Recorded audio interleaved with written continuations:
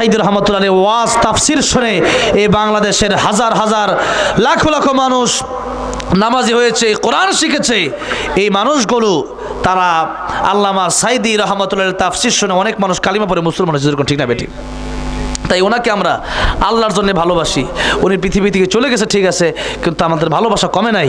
এই জন্য আল্লামা সাইদি রহমতুল্লাহকে লিখেছিলাম, যেহেতু আল্লামা সাইদি রহমতুল্লাহকে ষড়যন্ত্রমূলকভাবে শহীদ করে দেওয়া হয়েছে, তাই আমি লিখেছিলাম, আল্লামা সাইদি তুমি মরণি, শহীদ হয়েছ তুমি এটাই জানি। ঠিক কিনা? কারাগারে কাটালে 13টি বছর, বাতিল কেঁপেছে তোমায় দেখে থর থর। ঠিক কিনা? কারাগারে কাটালে 13টি বছর, বাতিল কেঁপেছে তোমায় দেখে থর থর। তুমি যে ছিলে মোদের নয়নমণি, শহীদ হয়েছ তুমি এটাই জানি, শহীদ হয়েছ তুমি এটাই জানি। দেখা তো হবে না আর এই জীবনে, দেখা হবে জান্নাতে ফুল বাগানে। এই আশা কবুল করো আল্লাহ তুমি, পড়েন আমিন। এই আশা কবুল করো আল্লাহ তুমি, শহীদ হয়েছ তুমি এটাই জানি।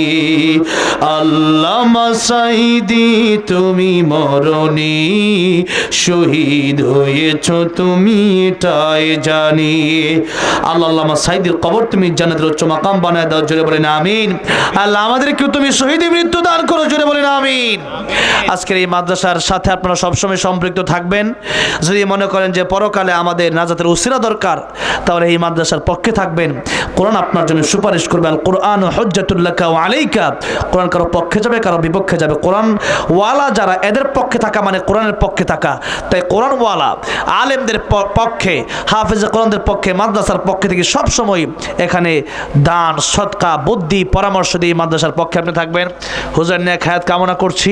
যারা এখানে কষ্ট করেন আল্লাহ রাব্বুল আমিন আস্তে আসলেন বসলেন, কিয়ামতের ময়দানে যেন আল্লাহ জান্নাত দান করেন, নবীর সাথে জুড়ে বলেন আমিন। এরপরে এই মাহফিলের জন্য আয়োজন করতে গিয়ে যারা অক্লান্ত পরিশ্রম করলো, দান করলো, সদকা করলো, আল্লাহ রাব্বুল আলামিন তাদের এই দানগুলো কবুল আর মঞ্জুর করেন, জুড়ে বলেন আমিন। অনেকের মা নাই, বাবা নাই, অনেকে দাদা দাদি, নানা নানির জন্য অনেকেই দোয়া চেয়েছেন।